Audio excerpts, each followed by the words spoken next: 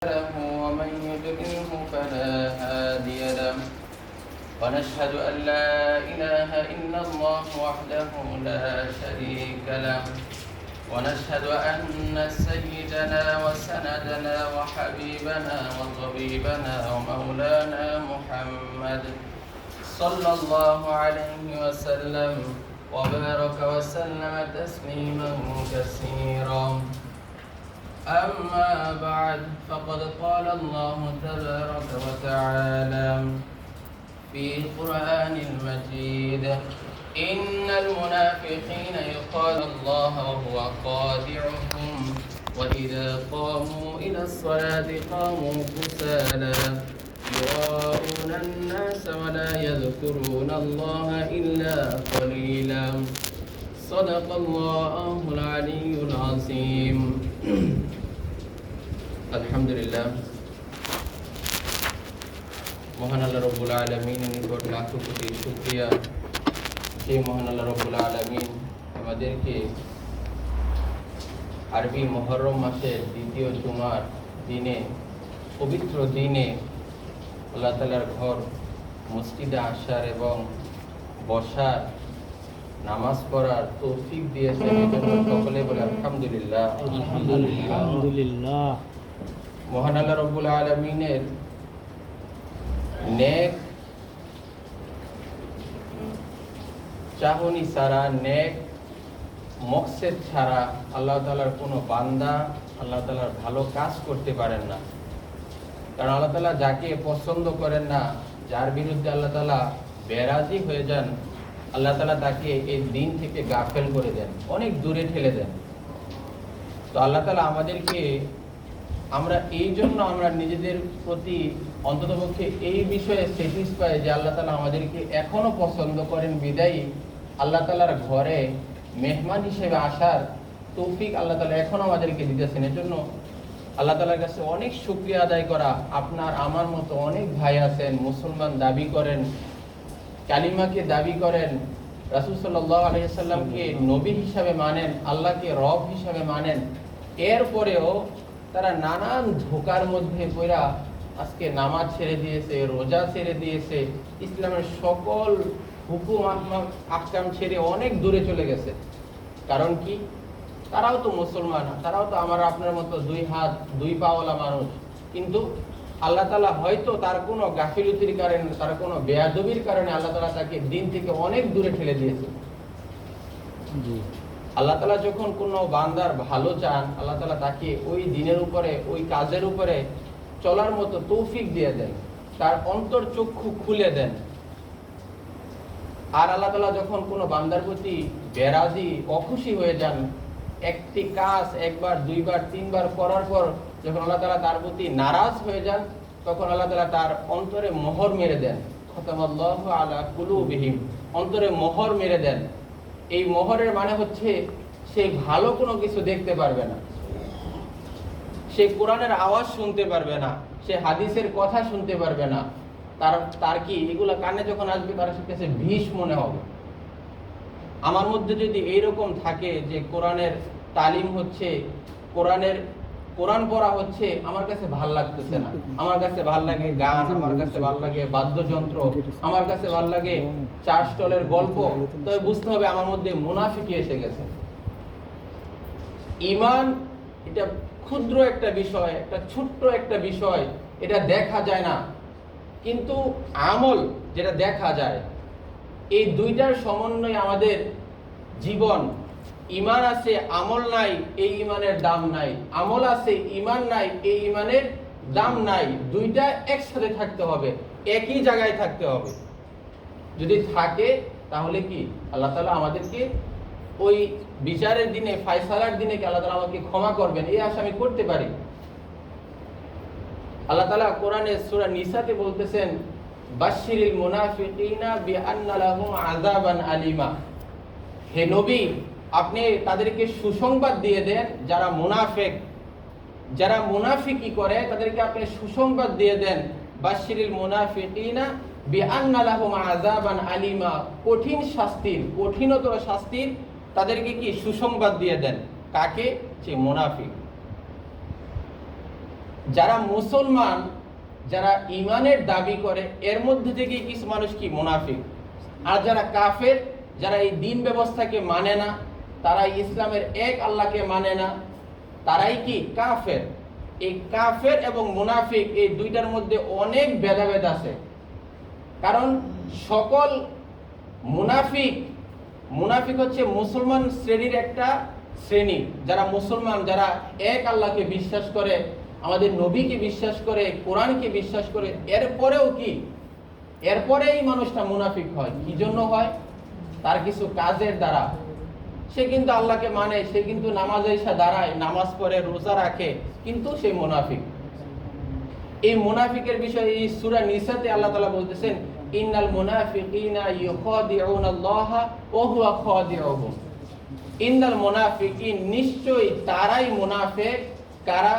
ইউখাদিউনাল্লাহ, যারা ভাবে তারা আল্লাহকে ধোঁকা দিতেছে। মানে কি? নিজেকে অনেক চালাক মনে করে। একটা শ্রেণী আছে যারা নিজেকে অনেক চালাক, অনেক চতুর, অনেক জ্ঞানী মনে করে, যে তারা সবকিছুর মধ্যেই কি দলিল খুঁজে, সবকিছুর মধ্যেই নানান উজোর খুঁজে। একটা মানুষকে খারাপ করার জন্য, একটা মানুষের ভুল ধরার জন্য নানান উজোর তারা খুঁজে। কি জন্য? তার মধ্যে কি বক্রতা এসে পড়ছে, তার মধ্যে বক্রতা, আল্লাহ তাআলার দ্বীনের প্রতি গাফিলতি এসে পড়ছে। এই জন্য এই লোকটা কি মুনাফিক। মুনাফিকের আলামত হাদিস কোরআনে অনেক আছে। এই মুনাফিক শ্রেণীর দ্বারা ইসলামের যতটা ক্ষতি হয়েছে, কোন কাফের দ্বারা এতটা ক্ষতি হয় নাই। উতবা, সাইবা, আবু জাহেল, তাদের দ্বারা যতটা ক্ষতি না হয়েছে, এর চেয়ে বেশি একাই ক্ষতি করছেন ইসলামের জন্য আব্দুল্লাহ ইবনে উবাই। সেই ইসলামের এত ক্ষতি করে রাখা গেছেন, যেই কারণে কি ইসলামের মধ্যে ওই সময় নানা ধরনের বাধা বিপত্তি, নানা ধরনের ভেদাভেদ দেখা দিয়েছিল এই আব্দুল্লাহ ইবনে উবাইয়ের কারণে। তাদের একটা সংঘবদ্ধ দল ছিল, যারা প্রথম কাতারে নামাজ পড়তো, যারা রাসূল সাল্লাল্লাহু আলাইহি ওয়াসাল্লামের পিছনে নামাজ পড়তো, হযরত বেলাল রাদিয়াল্লাহু তাআলার সাথেই নামাজ পড়তো। তারাই কি আসল মুনাফিক ছিল। এই মুনাফিক শ্রেণী, তাদের বিষয়ে কোরআনে আসতেছে, আল্লাহ তাআলা বলতেছেন, ওয়াইদা লাকুল লাযিনা আমানু ক্বালু আমান্না, সূরা বাকারা। আল্লাহ তাআলা বলতেছেন যে যখন তারা মুমিনদের সাথে হয়, তখন তারা বলেন ক্বালু আমান্না, আমরা ঈমান এনেছি তোমার ওই রবের উপরে। ওয়াইদা লাকুল লাযিনা আমানু ক্বালু আমান্না, তারা বলে আমরা ঈমান এনেছি রবের উপরে। ওয়াইদা লাকুল লাযিনা আমানু ক্বালু আমান্না ওয়া ইযা খালাউ ইলা শায়াতিনিহিম, যখন তারা শয়তানের সাথে, অর্থাৎ যারা খারাপ, যারা কাফের, তাদেরকে আল্লাহ তাআলা শয়তান বলতেছে। এখানে শয়তান অর্থ হচ্ছে যে ধোঁকা দেয়। দুই ধরনের শয়তান আছে, একটা হচ্ছে জিন শয়তান, একটা হচ্ছে মানুষ শয়তান। সূরা নাস আল্লাহ তাআলা এজন্যই নাজিল করছেন যে এই সূরার মাধ্যমে জিন শয়তান থেকেও পানা চাওয়া হইতেছে। কুল আউযু বিরাব্বিন নাস, হে নবী আপনি বলুন আপনার যে রব আছে, এই সকল রবের যে মানুষ সৃষ্টিগুলো আছে, ওদের থেকে আল্লাহ তাআলা কি মাপ চাইতে বলতেছেন। মালিকিন নাস ইলাহিন নাস, ওই ইলাহ জন্য যে ইলাকে, সকল মানুষের ইলাকে আল্লাহ, ওই আল্লাহ তাআলার কাছ থেকে পানাহ চাওয়া হইতেছে। মালিকিন নাস ইলাহিন নাস, প্রত্যেক মানুষ, এই মানুষ শয়তান যারা আছে ওদের থেকেও কি পানাহ চাওয়া হইতেছে। এর কারণ কি? মানুষ শয়তান, আমরা যেটা দেখি আমার ভিতরে যে শয়তান আছে, যে খারাপ ইয়াতে আছে, যে ইবলিস শয়তান আছে, তারা ভিতরে নফসিয়াতের মধ্যে নানান কুমন্ত্রণা দেয়। আর যে মানুষ শয়তান, সে আপনাকে হাতে ধরে ওইখানে নিয়ে যায়। যে ভিতরে শয়তান, এই শয়তানে আমাকে বলতেছে কি যে তুমি ওই মুসলমান ভাইয়ের তো, উনি তো আজকে কালকে হয়তো বা 1 বছর হয়েছে, উনি দাঁড়িয়ে রাখছে, নামাজ পড়ে, তুমি তার বিরুদ্ধে তুমি বলো। সে আগে যে জুয়ার আড্ডায় বসতো, মদের আড্ডায় বসতো, ক্যাসিনোতে পয়সা মারতো, তুমি একটু বলো, তুমি তোমার আরেক ভাইয়ের কাছে বলো। এটা তো সত্যি কথা, এটা তো সত্যি কথা। আমি যে আগে পয়সা মারতাম বারে পয়সা, এটা সত্যিই কথা, কিন্তু আমি আজকে কালকে হয়তো কোনো বুঝের কারণে আমি ঠিক হয়ে গেছি। আল্লাহ তাআলা আমাকে হেদায়েত দিয়েছেন, আমি দাঁড়িয়ে রাখছি, আমি নামাজ পড়ি, আমি রোজা রাখি। কিন্তু এখন আইসা শয়তান বলতেছে কি, ভাই তুমি ওর বিরুদ্ধে একটু বলতে পারো না? হয়তো আগে এগুলা করতো, তুমি ওই ভাইকে একটু জানাই দাও, ওই ভাইটা এলাকায় নতুন আসছে, অসম্ভবকে একটু ধারণা হচ্ছে। এই যে এই কাজটা করতেছে কে? ভিতরের শয়তান, অর্থাৎ যে শয়তানকে আমরা দেখতে পাই না, উপলব্ধি করতে পাই না, সেই শয়তান দিতেছে। আর যেই শয়তান আপনাকে কানের বরাবর আইসা বলতেছে, আরে এই লোক তো এই শুক্রে 7 দিন হয়েছে মাত্র দাঁড়িয়ে রাখছে, নামাজ পড়ে। আপনি জানেন এই লোক আগে কি করতো? কেসিনো ব্যবসা করতো, বার ছিল, পয়সা মারতো, ওইখানেই থাকতো, সারাদিন ওইখানে বসে থাকতো। এইটা হয়েছে ওই ভাই। আপনি আর এইগুলা কাজ হইব না, নাউজুবিল্লাহ মিন জালিক। এই যে এটা হচ্ছে কি মানুষ শয়তান। এই ধরনের কথা যদি কোনো ব্যক্তি বলে, আপনি বুঝবেন যে এই লোকটা হচ্ছে শয়তান। সে কি? শয়তান। শয়তান হচ্ছে যে মানুষকে ধোঁকা দেয়, যে মানুষকে অন্যদিকে ডাইভার্ট করে ফেলে, তাকে বলা হয় শয়তান। সেই হচ্ছে শয়তান। এই শ্রেণীর লোকদেরকে আল্লাহ তাআলা বলতেছেন মুনাফিক। তারা হচ্ছে মুনাফিক।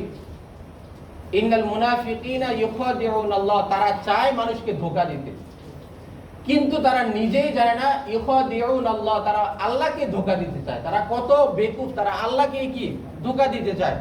ওহুয়া খাদিউহুম, কিন্তু তারা নিজেদের ব্যতীত আর কাউকে ধোঁকা দিতে পারে না। আমি আমার নিজের কারণে যদি কোনো গুনাহ করি, আমি এই যে আরেকজনের সম্পর্কে আমি গীবত করতেছি, তোহমত দিতেছি, এইগুলার কারণে কি আমি আমার নিজেই ক্ষতিগ্রস্ত হইতেছি।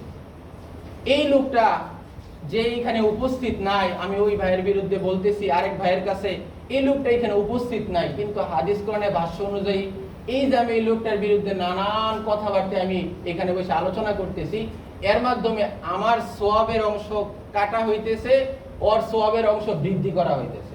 কারণ কি? আমি তার বিরুদ্ধে বলতেছি।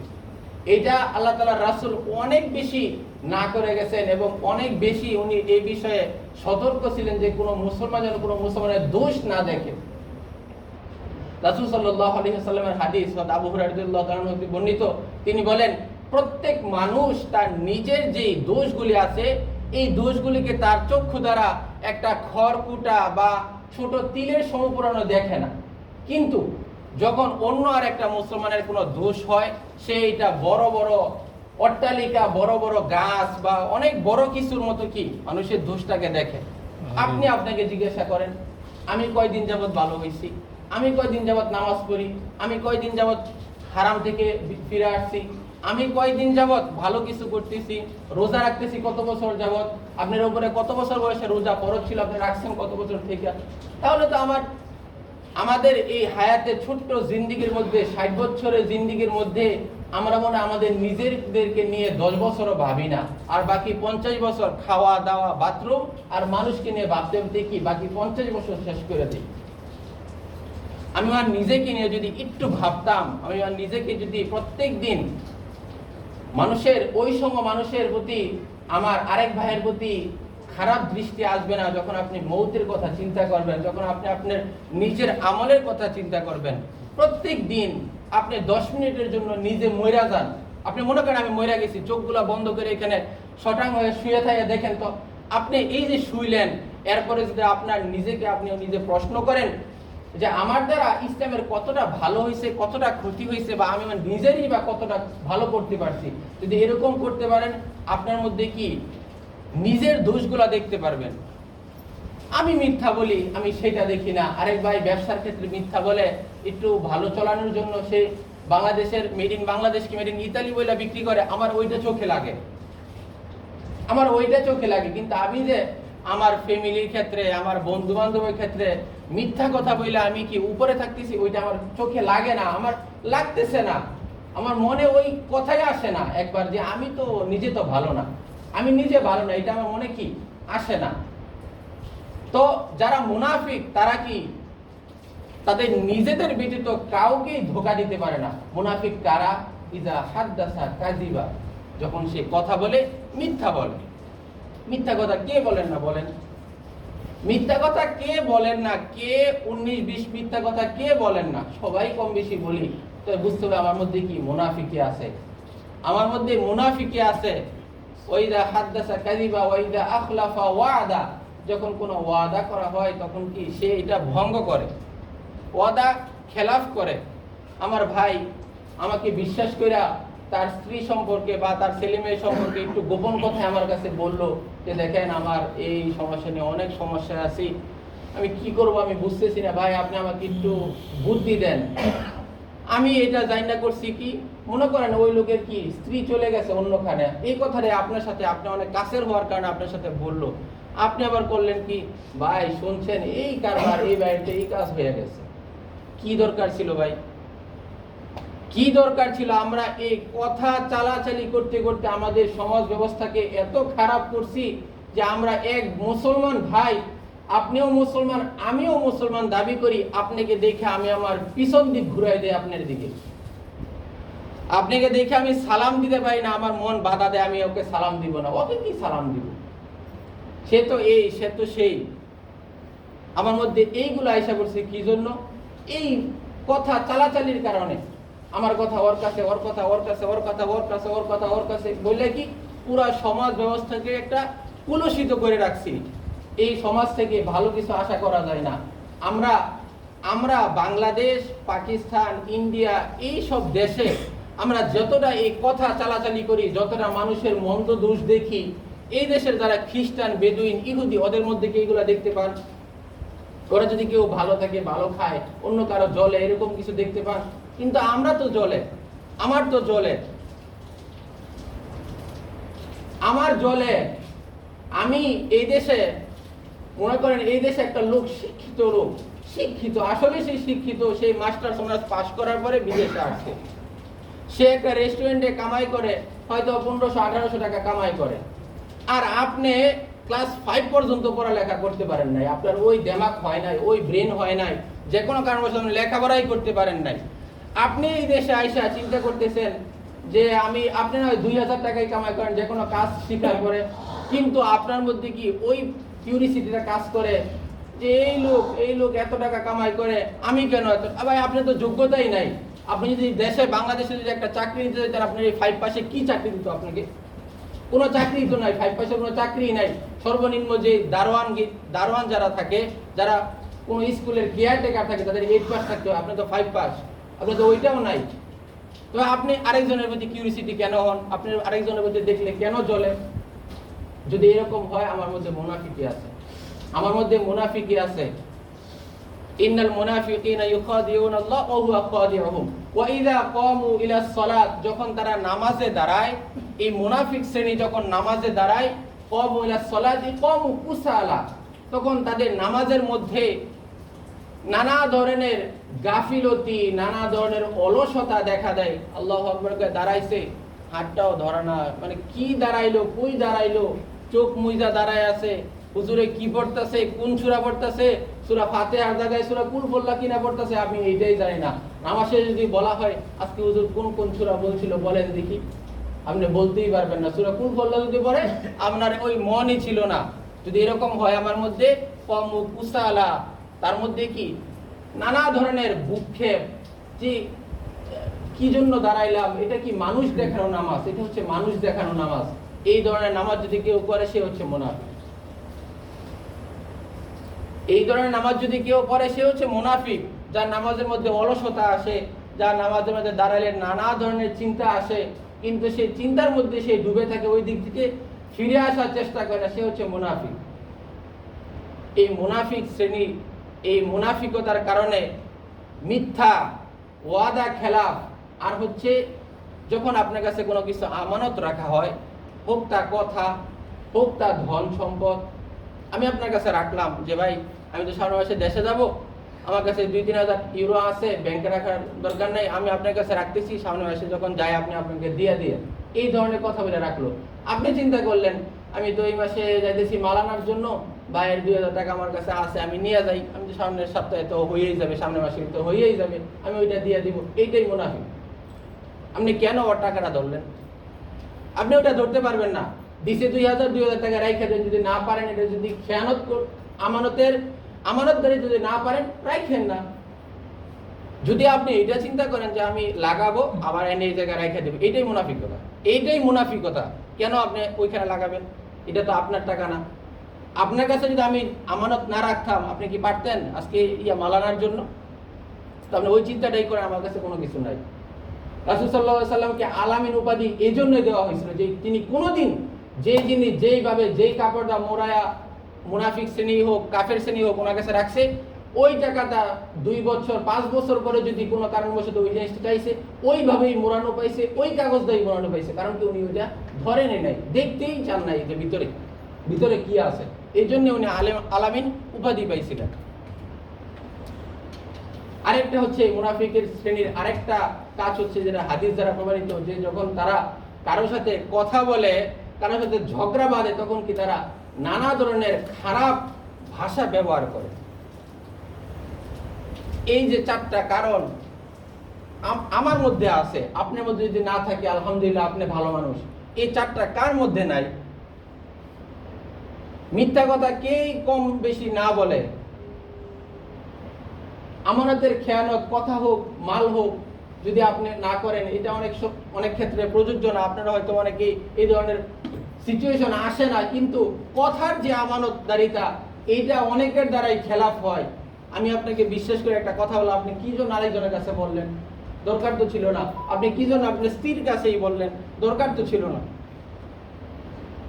তো আমরা যদি মুনাফিক হয়ে যাই, যদি মুনাফিক হই, আল্লাহ তাআলা কোরআনের মধ্যে কোনো জায়গায় কাফেরদের বিরুদ্ধে এই কথা বলেন নাই। কাফেরদের বিরুদ্ধে বলছে যে তাদের জন্য দণ্ডায়মান, তাদের জন্য আসে, তাদের জন্য বাশিরিল মুনাফিকিন বিআন্না লাহুম আযাবান আলিমা, তাদের জন্য কঠিন শাস্তির হুঁশিয়ারি দেওয়া হইতেছে পরক্ষণে। আরেক আয়াতে আল্লাহ তাআলা এই সূরার মধ্যেই আবার বলতেছে, ইন্নাল মুনাফিকিনা ইউখাদিউনাল্লাহ ওয়া হুয়া খাদিউহুম, তাদেরকে কি তারা তাদের নিজেদের ছাড়া অন্য কাউকে ধোঁকা দিতে পারে না। আবার বলতেছেন, ইন্নাল মুনাফিকিনা ফি দারকিল আসফালি মিনান নার, নিশ্চয়ই মুনাফিক শ্রেণী জাহান্নামের সর্বনিম্নে অবস্থান করবে। জাহান্নামের জ্বালানি, জাহান্নামের কাঠ হচ্ছে মানুষ আর পাথর। এই দুই জিনিস দ্বারা জাহান্নামের আগুনকে খেপিয়ে তোলা হবে। কোন পাথর? পাথর কি দোষ করলো বলেন? পাথর কি দোষ করলো? পাথর দোষ করে নেই, পাথরকে আমরা দোষী বানাইছি। কিভাবে বানাইছি? এই যে আপনার ঘরে যে একটা ছোট হোক তা নৌকা, হোক তা একটা মূর্তি, হোক তা গণেশের মূর্তি, হোক তা প্রতিমা, যে কোনো কিছু, বা বাংলাদেশে অনেক জায়গায় বড় বড় বীরশ্রেষ্ঠদের নাম দিয়ে বড় বড় কি প্রতীকী মূর্তি বানায় রাখছে। এই যে এই পাথরগুলাকে আমি আর আপনি কি দোষী করে রাখছি। এই পাথরগুলো হবে জাহান্নামের খড়ি, আর আমি মানুষ, আমি হবো জাহান্নামের খড়ি। এই দুই জিনিস দ্বারা আল্লাহ তাআলা কোরআন জাহান্নামের আগুনকে কি খেপায় তুলবেন। তো আমার আল্লাহ তাআলা আমাকে এত ভালোবাসেন, আল্লাহ যে আমাকে কত বেশি ভালোবাসেন, এটা যদি আমি জানতাম, তবে আমার দ্বারা কি গুনাহ হইতো না, আমি গুনাহ করতে পারতাম না। দেখেন, আপনি আপনার যে সন্তান আছে, আপনার সন্তানকে আপনি কত ভালোবাসেন। ওর যদি একটু অসুখ বিসুখ হয়, আপনি আপনার দোকানপাট সকল কিছু বন্ধ করে কি আপনার সন্তানের পিছনে সময় দেন, হসপিটালে সময় দেন। আপনার স্ত্রী, এই মহিলাকে আপনি কোনোদিন চিনতেনই না, আপনার একটা বন্ধনের মাধ্যমে আপনি ওর প্রতি এত আকৃষ্ট হয়েছেন, এত বেশি ভালোবাসা আল্লাহ তাআলা আপনার মধ্যে পয়দা করে দিয়েছেন, ওর ছাড়া আপনি কোনো কিছু বুঝেন না। ওকে আপনার সকল ক্ষেত্রে উনি, এই যে এই ভালোবাসা হচ্ছে আল্লাহ তাআলার ভালোবাসার 1%। আল্লাহ তাআলার কাছে বাকি 99% আল্লাহ তাআলা রাইখা দিয়েছেন, আর বাকি 1% সকল কুল কানাতের মধ্যে ভাগাভাগি করে দিয়েছেন। এই 1% এর জোরে আমার কাছে কত পার্সেন্ট পড়ছে আছে? এই যে কোটি কোটি মানুষ দুনিয়াতে বাস করতেছে, পশু পাখি, এক পশু পাখি আরেক পশু পাখি মায়া আছে না? যখন একটা মা মুরগি যখন বৃষ্টি নামে দেখবেন পাকগুলা ছড়ায় দেয়, নিচেই কি তার সন্তানগুলো আইসা পড়ে। এই যে একটা মায়া মমতা, এটা কে দিছে? আল্লাহ দিছে। ক্যাঙ্গারু একটা প্রাণী, তার ভিতরে আল্লাহ তাআলা থলি বসাই দিয়েছেন, তার এই সন্তানকে পালনের জন্য কি ভিতরে আল্লাহ তাআলা থলি বসাই দিয়েছেন, ওইখানে সে বাস করে, ওইখানেই থাকে। সাপ এত খারাপ একটা প্রাণী যে মানুষকে দেখলে দংশন করে, এই সাপেরও কি তার সন্তানের প্রতি মায়া আছে। দেখবেন সন্তানদেরকে সামনে দিয়ে সে কি পিছনে পিছনে আসে, বা সে সামনে যায়, পিছনে পিছনে তারা কি লাইন ধরে আসতে থাকে। পিঁপড়া, ওর প্রতিও একটা মায়া আছে, ওর সন্তানের প্রতি একটা মায়া আছে। প্রত্যেকটা কুল কায়নাতের যার যার প্রতি মায়া আছে। এই মায়াটা কতটুকু মায়া? যে মায়া আল্লাহ তাআলা 99% নিজের কাছে রাখা বাকি 1% সবার মধ্যে বিলাই দিয়েছেন। এই মায়ার কারণে আমি আপনাকে এত মহব্বত করি। আমার বন্ধু মানুষ, তাকে কোনো কারণবশত লেখাপড়ার কারণে 2 বছর 5 বছর একসাথে লেখাপড়ার কারণে এত মায়া মহব্বত হয়েছে, আমার আপন ভাইয়ের প্রতিও যেটা নাই। এই যে এই জিনিসটা কে সৃষ্টি করে দিল? আল্লাহ দিছেন, কিন্তু এটা কত পার্সেন্টের? ওই যে 1%-এর বিনিময়। ওই আল্লাহ আপনাকে সর্ব অবস্থায় আপনার জন্য শেষ আসমানে, প্রথম আসমান, প্রত্যেক দিন তাহাজ্জুদের যে সময়টা, অর্থাৎ রাত 12টার পরের যে সময়টা আছে, ওই সময় আল্লাহ তাআলা ওই আসমানে এসে ডাকতেছে যে তোমরা আমার কাছে কি চাও? জান্নাত চাও, আমি জান্নাত দিব। রিজিক চাও, আমি রিজিক দিব। আমার কাছে ভালো স্ত্রী চাও, আমি ভালো স্ত্রী দিব। আমার কাছে নেক সন্তান চাও, আমি নেক সন্তান দিব। কিন্তু আমার কাছ থেকে চেয়ে নাও তোমরা। আমরা তো ওই চাওয়াটা চাইতে পারতেছি না। এই যে আল্লাহ, ওনার যে এত মায়া মহব্বত, উনি যে এত বেশি মহব্বত যদি না করতেন, আমরা একটা 19 থেকে 20 করলে, সন্তান যখন 19 থেকে 20 করে একটু বেশি বিরক্ত করে থাপড়া মাইরা বসি না? কয়দিন আপনাকে কবিরা গুনাহ কারণে আল্লাহ তাআলা ফেরেশতা আপনাকে থাপড়া মাইরা দুনিয়াতে বসাই দিয়েছে? কয়দিন বসাইছে? ফেরেশতারা তো আল্লাহ তাআলার সৈনিক, আল্লাহ তাআলার বাহিনী। তারা কয়দিন আপনাকে গাড়ির মধ্যে থাপড়া মাইরা বসাই দিয়েছে? এরকম কোন নজির আছে? করছে এরকম কারোর সাথে? আমি তো গুনাহ করতেছি, আমি তো কবিরা গুনাহ করতেছি, আমি তো আল্লাহ তাআলার সাথে শিরিক করতেছি। কয়দিন, কোন যারা শিরিক করে, যারা মুশরিক, তাদের কয়দিনকে আল্লাহ তাআলা এরকম থাপড়া মাইরা বা যে কোনো কিছু করে আল্লাহ তাআলা ব্যথা দিয়ে দিয়েছেন? কয়দিন হয়েছে এরকম? যখন অনেক বেশি মানুষ বিরুদ্ধে আচরণ করতে থাকে, আল্লাহ তাআলার বিরুদ্ধে যেতে থাকে, তখন আল্লাহ তাআলা কি অনেক ধরনের আযাব গজব দিয়ে দেন। এই যে আমাদের মধ্যে একটা আযাব বর্তমানে ঘুরতেছে, যাই হোক, এটার অনেক বিশ্লেষণ আছে, অনেক ক্যাটাগরি আছে, এরপরেও এটা তো একটা আযাব। এটা একটা আযাব। আমার আপনি কি মনে হয় না আমি আর আপনি ওই সহচার্যে গেছিলাম যার করোনা ভাইরাস আছে? ওই সহচার্যে যাওয়ার পরে, ওই জিনিসে হাত দেওয়ার পরে আমাকে এখনো অ্যাটাক করে নাই। কারণ কি? আল্লাহ তাআলার হুকুম এখনো পর্যন্ত আপনার এই হায়াতে জিন্দেগি শেষ হয় নাই। এই জন্য আপনার কাছে এখনো পর্যন্ত ওই ভাইরাস আপনাকে গ্রাস করতে পারে না, আপনাকে দুর্বল করতে পারে নাই। যদি আসতো অবশ্যই দুর্বল করে ফেলতো। তো এই আল্লাহ কোরআনের মধ্যে নানা জায়গায় নানা ভাবে আপনাকে ডাকতেছেন।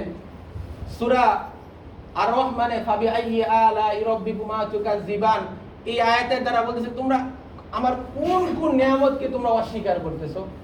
কোন কোন নিয়ামতকে ইচ্ছা করলে একবার বলতে পারতেন, কিন্তু 37 বার একই কথা বলার কারণ কি?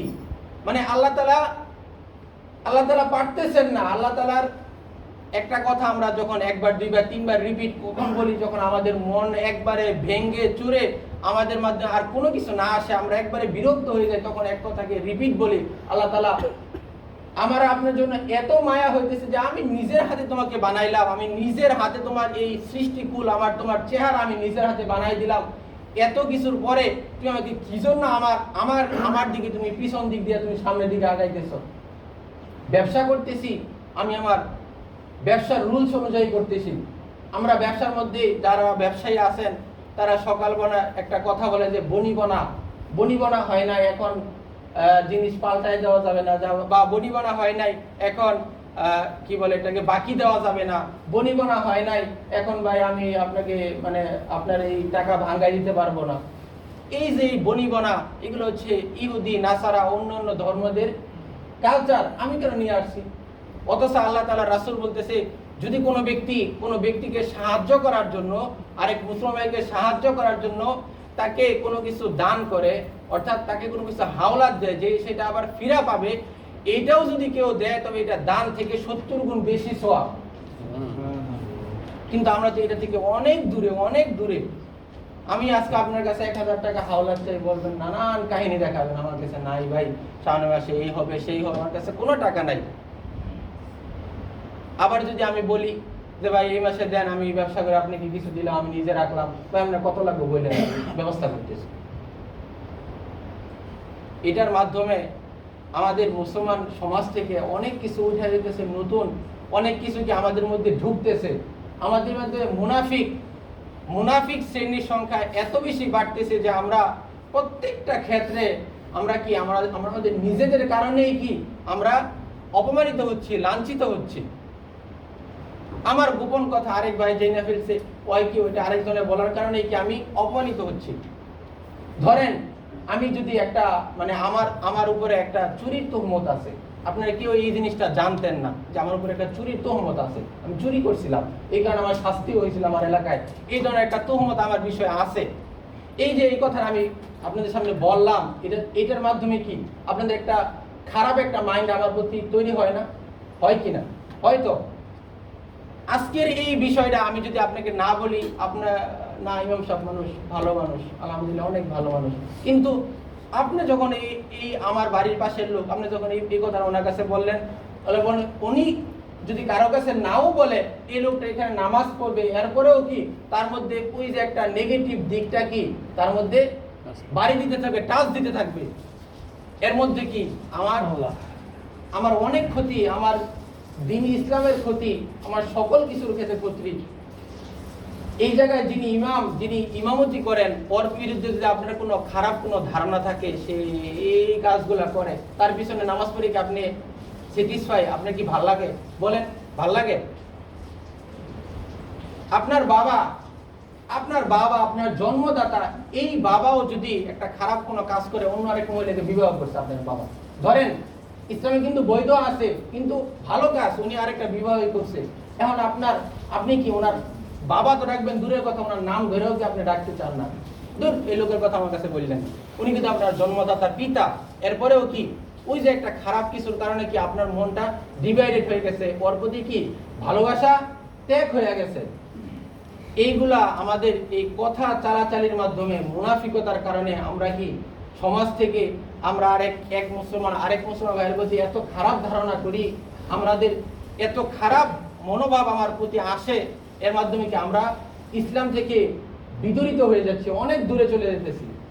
আল্লাহ তাআলা আমাদেরকে হেফাজত করুক, আল্লাহ তাআলা আমাদেরকে এই সকল কিউরিসিটি থেকে বেঁচে থাকার তৌফিক আল্লাহ তাআলা দান করুক। আমরা সকলেই এক একটা করে আমরা গুনার কাজ বাদ দেই।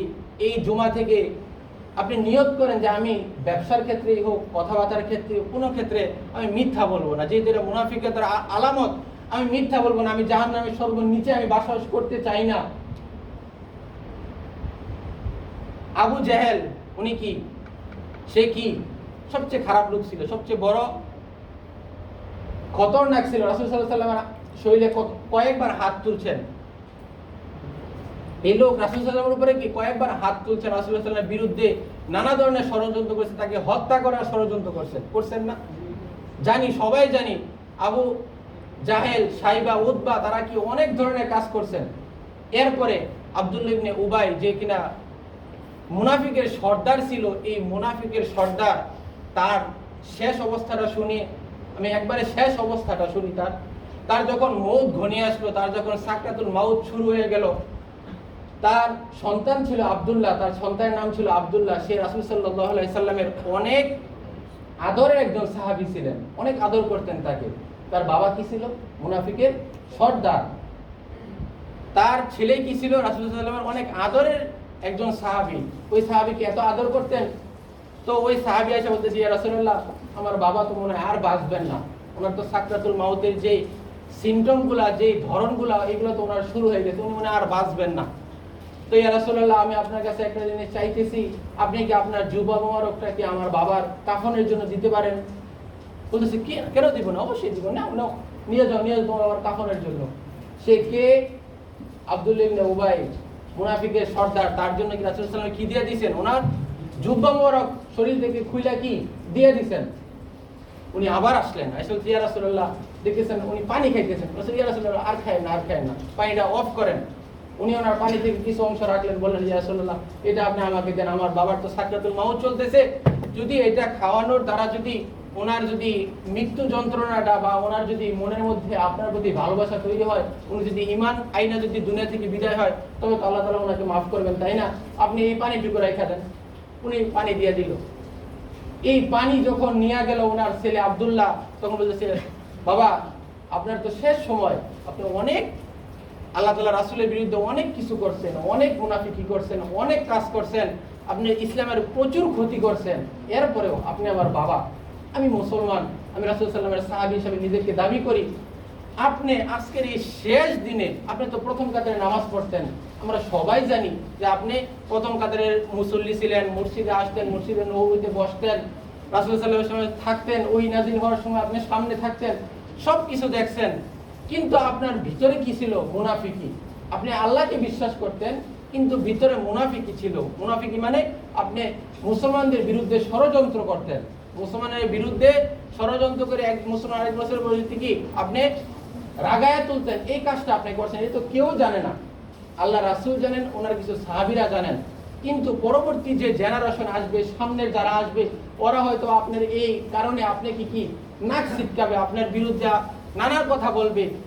এর জন্য আপনি আজকের এই শেষ দিনে, আপনার তো সাকরাতুল মাউত এসেছে, আপনি আর বাঁচবেন না, আপনি এই পানিটুকু পান করেন আর আল্লাহ তাআলার রাসূলের উপরে আপনি কি সম্পূর্ণ কালিমা পড়া, আপনি ওই বিশ্বাস আইনা সকল কিছু যদি ক্ষমা চাইয়া আপনি দুনিয়া থেকে বিদায় হন।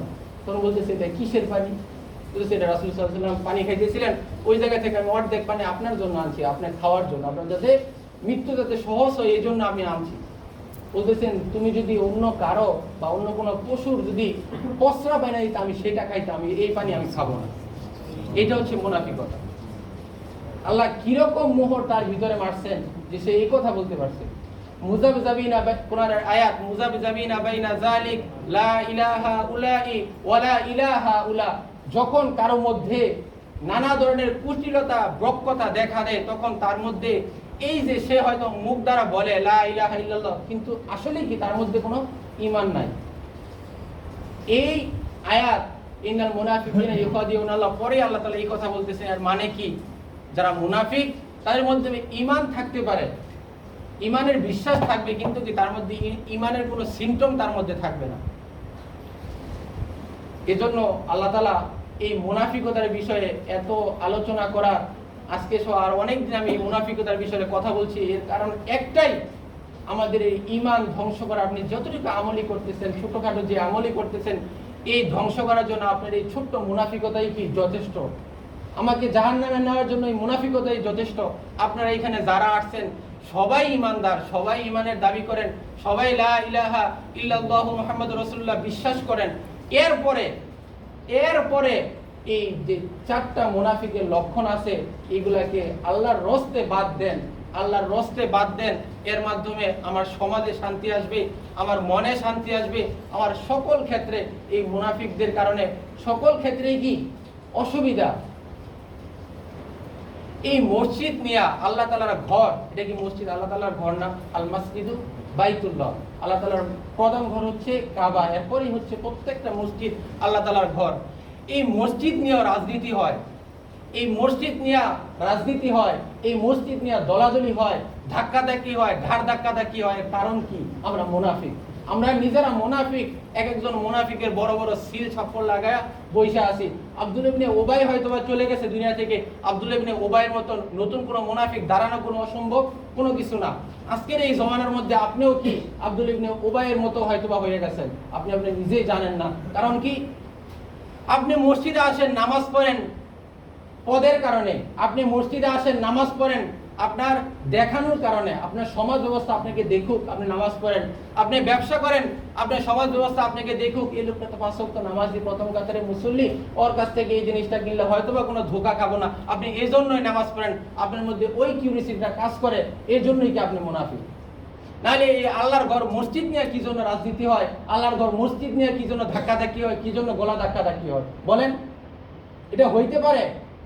আজকে থেকে এই এত হাজার বছর, 1450 বছর আগে রাসূল সাল্লাল্লাহু আলাইহি ওয়াসাল্লাম চলে গেছেন, এরপর থেকে কাবা শরীফ নিয়ে কবে দলাদলি হয়েছিল, কাবা শরীফ নিয়ে কবে সভাপতি সেক্রেটারি পদ নিয়ে ঝগড়া হয়েছিল, এরকম কোন নজির আছে? নাই তো, নাই তো। আল্লাহর ঘর মসজিদ নিয়ে কোনো রাজনীতি চলে না, আল্লাহর ঘর মসজিদ নিয়ে কোনো ধরনের কোনো রাজনীতি করবো না। আল্লাহ তাআলা আমাদেরকে হেফাজত করুক। আর একটা জিনিস মনে রাখবেন, যার উপরে আল্লাহ তাআলা বড় বড় দায়িত্ব ন্যস্ত করে দেন, আল্লাহ তাআলা বুঝতে হবে আমার যে আমাকে আল্লাহ তাআলা হয়তো বা পাকড়াও করার চেষ্টা করতেছে। আল্লাহ যদি আপনাকে পাকড়াও করার চেষ্টা করে, তখনই আপনার উপরে বড় বড় দায়িত্ব দিয়ে দিবে। এজন্য এই মসজিদ মাদ্রাসা এইগুলোর ক্ষেত্রে যারা আসবেন, মনকে সাফ ইনসাফ কইরা তারা এই দিকে পা দিবেন, নিচে থেকে দিয়েন না।